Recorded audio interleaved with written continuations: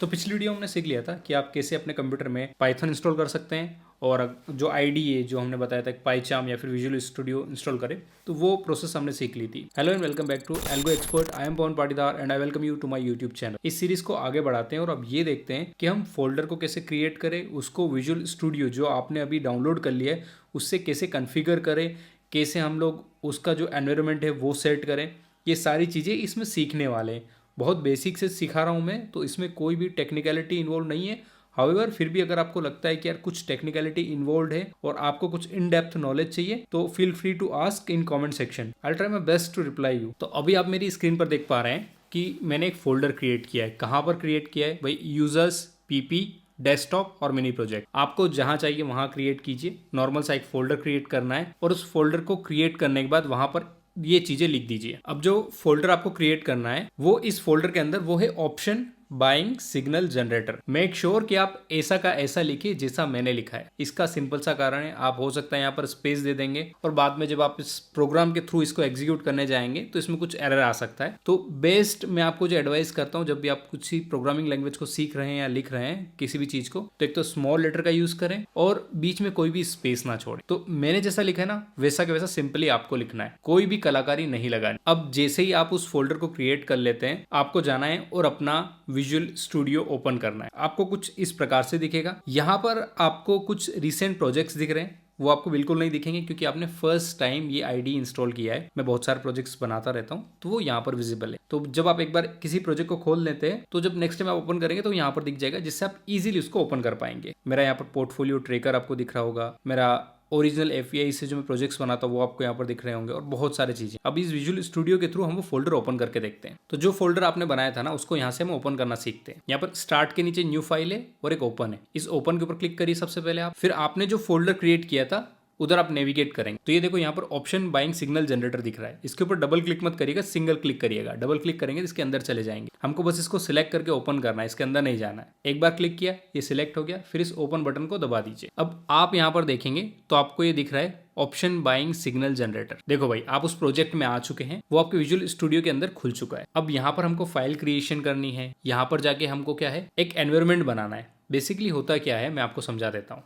मैंने आपको first part में बताया था कि आपने पाइथन इंस्टॉल कर लिया। अब पाइथन में क्या है, बहुत सारी लाइब्रेरीज हो। लाइब्रेरीज का कॉन्सेप्ट मैंने पिछले वाले वीडियोस में भी समझाया है किसी वीडियो में, कि जैसे आप खाना बना रहे हैं ना तो आपको डिफरेंट वस्तुएं चाहिए हो। क्या चाहिए होगा? आटा, तेल, नमक, मसाले। तो ये सब चीजें आप क्या रखते हैं, एक टेबल पर रखते हैं और टेबल पर रखने के बाद आप खाना बनाना स्टार्ट करते हैं। ऐसा नहीं कि वो उस घर में पड़ी है, अभी सब्जी वाला आएगा तो अब सब्जी लेंगे बनाएंगे, तो फिर आपका खाना बन ही नहीं पाएगा। तो वैसे ही क्या करते हैं, जब भी आप किसी प्रोग्राम को बनाते हैं ना तो ये सारी चीजें आप टेबल पर रखते हैं। तो इनको बोलते हैं लाइब्रेरीज एंड मॉड्यूल्स। तो वो लाइब्रेरीज और मॉड्यूल्स आते हैं। अब वो लाइब्रेरीज और मॉड्यूल्स है वो आप क्या करते हैं, इंस्टॉल करते हैं अपनी मशीन में। अब आप अपनी मशीन में इंस्टॉल तो कर रहे हैं, तो अगर आपने मेन पाइथन फाइल में इंस्टॉल कर लिया तो आप सब जगह एक्सेस तो जरूर कर पाएंगे, बट हो सकता है कि उसमें कुछ बग हो सकता है कि हैकर्स ने उसमें कुछ फाइल्स इंस्टॉल कर रखी हो या फिर क्लाउड से आपके कंप्यूटर में आ गई, तो आपको बहुत दिक्कत हो जाएगी। तो हमको क्या करना पड़ता है, एक अलग से एनवायरनमेंट बनाते हैं कि ये फाइल इस एनवायरनमेंट में ही वैलिड है और यहीं पर काम करेगी। हर जगह ये वैलिड है ही नहीं, और उस हिसाब से हम लोग इंस्टॉल करेंगे। और वही चीज़ हम यहाँ पर करने वाले हैं। हम एक बार एनवायरनमेंट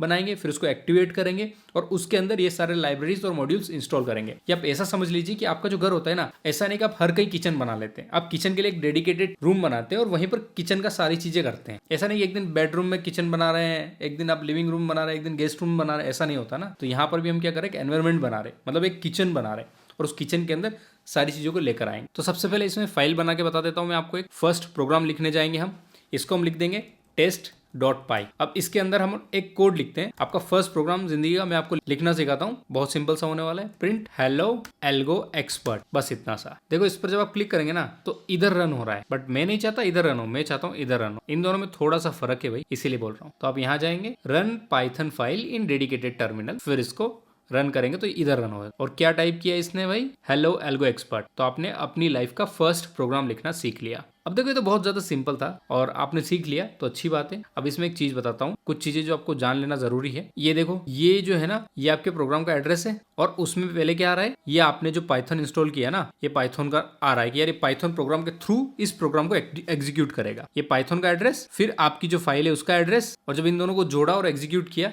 तब जाके हमारा पाइथन प्रोग्राम एग्जीक्यूट होगा। और यही चीज होती है जब आप क्लाउड पर एग्जीक्यूट करते हैं, वहां पर थोड़ा सा आपको ये चीजों का ध्यान रखना पड़ता है। पहले अपन पाइथन का एनवायरमेंट लेंगे जहां पर पाइथन इंस्टॉल किया और इधर से फाइल ले ली और इन दोनों को जोड़ दिया, फिर आपका प्रोग्राम अच्छे से एग्जीक्यूट हो पाता है। तो आपने अपनी लाइफ का फर्स्ट प्रोग्राम बनाना सीख लिया है। अब डिफिकल्टी लेवल बढ़ा देता हूं। देखो, इसमें तो हमको कोई लाइब्रेरी और मॉड्यूल लगा नहीं, तो सिंपली एग्जीक्यूशन बहुत सिंपल था, एग्जीक्यूट हो गया। अब देखो, मैंने आपको पिछली बार बताया था कि जो चीजें मैंने अगर ग्लोबली इंस्टॉल की हुई है उससे मुझे कुछ एरर नहीं देगा, बट ग्लोबली हमको इंस्टॉल करना ही नहीं है, क्योंकि हम नहीं चाहते कि कुछ भी बग हो वो हमारे सिस्टम में आए। तो हमको एनवायरमेंट क्रिएट करना है। अब आपने एनवायरमेंट क्रिएट नहीं किया, ग्लोबली इंस्टॉल कर ली, तो ग्लोबली सारी चीजें तो इंस्टॉल नहीं कर पाएंगे, आपका कंप्यूटर हैंग हो जाएगा। तो क्या आप सारी फाइल्स को डिलीट करेंगे, पाइथन को डिलीट करेंगे? नहीं ना। बट अगर हम एनवायरमेंट में इंस्टॉल कर रहे हैं तो हम उस एनवायरमेंट को डिलीट कर देंगे, क्योंकि एनवायरमेंट फिर से बनाया जा सकता है। अब यहाँ पर आप एक एग्जांपल देखिए जो आपको स्क्रीन पर दिख रहा है। मैंने यहाँ पर इंपोर्ट किया है ब्यूटीफुल सूप 4। ये बहुत ही अच्छी चीज होती है, मतलब कि एक सुंदर सी लड़की होती है, उसका सूप बना के पीते हैं। नहीं, ब्यूटीफुल सूप एक HTML CSS लाइब्रेरी होती है जो आपको HTML CSS को एक्सेस करके उसके साथ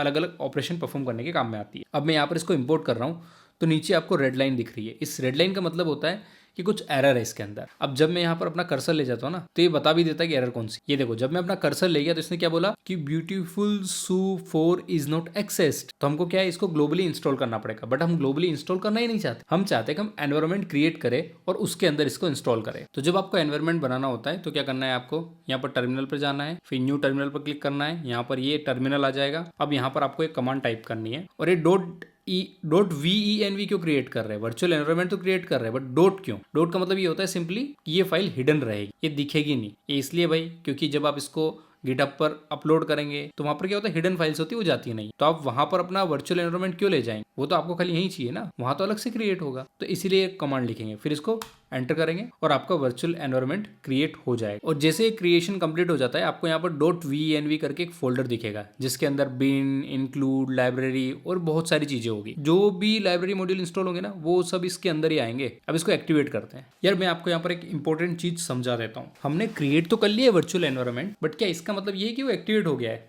आपने कोई फोल्डर क्रिएट कर लिया है, क्या मतलब इसका मतलब ये है कि वो फोल्डर अपने आप ओपन हो जाता है? नहीं होता है ना। तो उसको एक्टिवेट करना पड़ता है। एक्टिवेट कैसे करेंगे?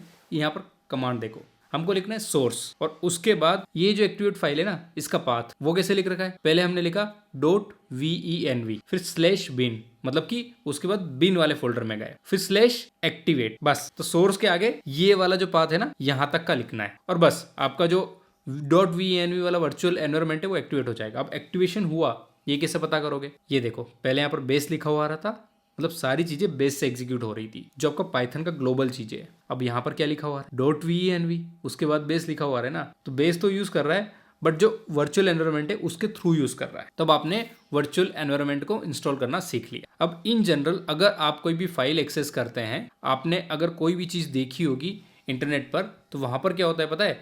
एक requirement.txt करके एक फाइल पड़ी रहती है। जो भी पाइथन प्रोग्राम रहता है उसके अंदर कुछ चीजें लिखी हुई रहती है, जैसे उसमें लिखा होगा कि पांडास, ब्यूटीफुल 4 सूप। इसका मतलब ये होता है ये सारी लाइब्रेरीज और मॉड्यूल्स इस पर्टिकुलर प्रोग्राम की रिक्वायरमेंट है। अक्सर क्या होता है, ये जो भी रिक्वायरमेंट्स रहती है ना, इनके सामने वर्जन भी लिखे होते हैं। आप विदाउट वर्जन के लिखेंगे तो क्या होगा कि जो लेटेस्ट वर्जन है वो डाउनलोड होगा। लेटेस्ट वर्जन कैसे? यार, मैंने खाली PYOTP लिख दिया, फिर पांडास लिख दिया, तो जो अभी चल रहा है वही डाउनलोड होगा। बट बहुत बार क्या होता है ना, लेटेस्ट वाला बग दे देता है। हमने जिस टाइम पे जिस प्रोग्राम को डेवलप किया उसी टाइम का वर्जन होगा, तो हमारा वैसे ही काम करेगा। क्योंकि कुछ कुछ फंक्शंस जो होते हैं ना, वो धीरे धीरे ऑब्सोलेट होते जाते हैं, डेप्रिकेटेड होते जाते हैं, मतलब उन चीज़ों को यूज़ नहीं किया जाता आगे। तो इसीलिए यहाँ पर वर्जन लिखना जरूरी हो जाता है रिक्वायरमेंट में। तो requirement.txt फाइल अपने को बनानी है। इसके अंदर जो भी अपन लाइब्रेरीज मॉड्यूल इंस्टॉल करेंगे उन सबके नाम और उनके वर्जन्स लिखे जाएंगे। ये बेसिकली एट द एंड भी किया जा सकता है। आप जैसे जैसे इंस्टॉल कर लोगे और उसके बाद आपको pip freeze requirement.txt करके एक कमांड रहती है, वो करना रहता है, फिर आपका requirement.txt की फाइल क्रिएट हो जाती है।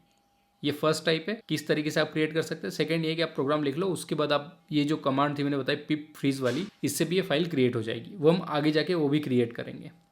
तो अभी मैंने आपको वर्चुअल एनवायरनमेंट कैसे क्रिएट करना है, आपका फर्स्ट प्रोग्राम लिखना सिखा दिया। तो आप रेडी हैं कि आप आगे जाके लाइब्रेरीज मॉड्यूल इंस्टॉल कर सकते हैं और अपना प्रोग्राम लिखना चालू कर सकते हैं।